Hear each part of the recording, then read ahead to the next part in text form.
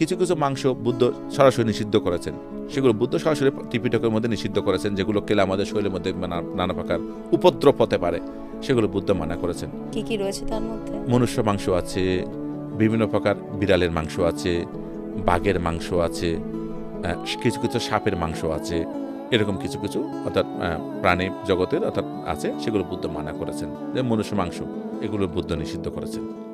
তো এরকম কিছু কিছু মাংস বুদ্ধ নিষিদ্ধ করেছেন। মেইনলি আমাদের মেন কথা হচ্ছে বুদ্ধের যারা থেরবাদী নিয়ম, আমাদের খাওয়ার মধ্যে টাইমের মধ্যে অনেক রেস্ট্রিকশন আছে, টাইমের রেস্ট্রিকশন আছে। অর্থাৎ বর্তমানে অনেকটা কিছু শিথিলতা চলে আসছে, কিন্তু আমরা ভোর 4টে থেকে দুপুর 12টা পর্যন্ত, অর্থাৎ সূর্যোদয় থেকে সূর্য পূর্ব দিকে না অর্থাৎ পশ্চিম দিকে না হালা পর্যন্ত, মধ্যাহ্ন পর্যন্ত আমরা সলিড ফুড নিতে পারি।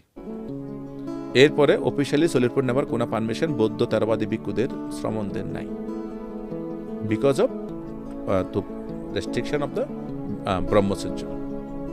ব্রহ্মচর্য পালন করার জন্য, যে আমাকে খাবারের মধ্যে সীমাবদ্ধতা আছে, সারাটা রাত আমাদের উপোস থাকতে হয়।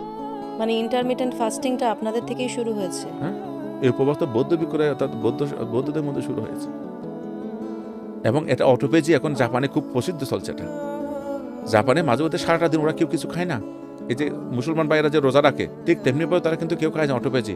এর মধ্যে দিয়ে আমাদের লিভার ফাংশন, আমাদের কিডনি, আমাদের অর্থাৎ সবকিছু গলব্লাডার সবকিছু কিন্তু একটা ভালো ইয়ে হয়।